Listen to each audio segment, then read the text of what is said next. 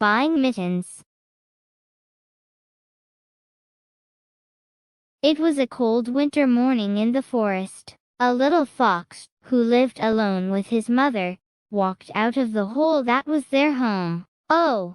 he cried, holding his eyes, and tumbling back to his mother. "Mommy, I've got something in my eyes. Get it out, please." The mother fox was very worried, and cautiously pulled his paws away, but she found nothing in his eyes. Then, as soon as she stepped outside, she saw that the ground was all white with snow. With the morning sun shining in the sky, the field was dazzling. She realized that the little fox had been blinded by the strong light thrown back from the snow, which he had never seen before. The little animal soon started playing in the snow. As he ran around, flakes of silk cotton flew up into the air, reflecting the sunlight in various colors. Then suddenly plump plop, with a thud fell some powdered snow onto his head. The little fox rushed away in a panic, but when he stopped to look back, he saw no one. The snow had actually slipped off the branches of a fir tree. He watched some of it still sliding down like threads. Later, the little fox went home. "Mommy, my hands are cold, they're tingling," he said, holding out his sore wet paws to his mother. She blew on them with her warm breath, and muffled them gently in her paws. "They'll get better soon. Snow won't hurt you," said the mother fox. But she was worried that his paws might get swollen, and so she decided to go to town that evening to buy woolen mittens in her child's size. Darkness came over the forest, and the field still the snow remained white during the night. Then the two animals left home. The child walked along, staying beneath his mother and looking all around with curious eyes. Presently, they saw a single light up ahead. "Look, Mommy," said the little fox, "a star has fallen down to that low place, hasn't it?"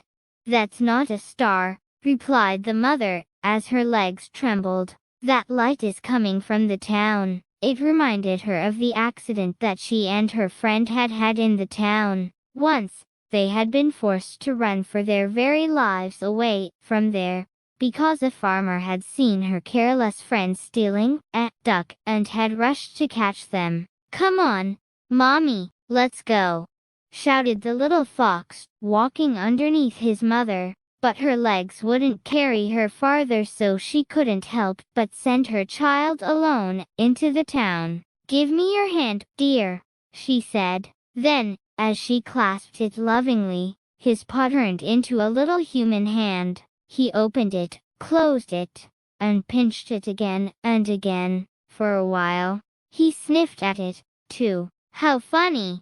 What's this?" the little animal asked, staring at his hand in the moonlight. "This is a human hand," said the mother. "Listen, dear, go into the town. You'll see many houses. Find a sign of a top hat. Then knock on the door of that house, and say, 'Excuse me.' A man inside will open the door a little. Put this hand, your human hand, into the crack, and say, 'I want mittens in just my size.' Okay. And you must not hold out your other hand." "Why not?"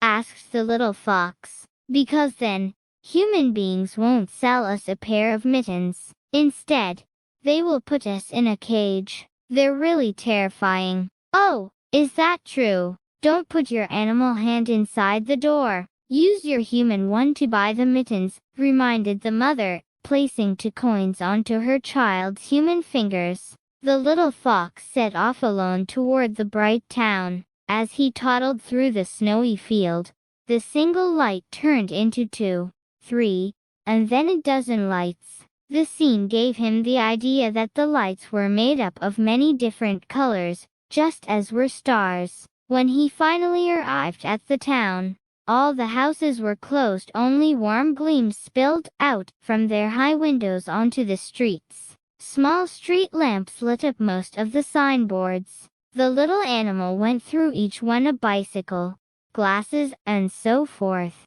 Some were newly painted and others worn off, but all were novel and strange to him because this was the first time he had visited a town. At last, he found the house just as his mother had described it, with a top hat sign shining under a blue light. The little fox knocked on the door and called out, "Excuse me." After some rattling inside, the door slowly opened just a little bit. A ray made its way through the crack to the snow-covered road. Its brightness was so dazzling to the little animal that he put the wrong paw inside, forgetting his mother's warning. "I want mittens in just my size," said the little fox. The hatter in the store looked at the fox's paw in confusion. He suspected that the bad animal might buy mittens for fake coins made of leaves. "Please pay first," said the hatter. The honest fox handed over the 2 coins. The man held them between his fingers and struck them against each other.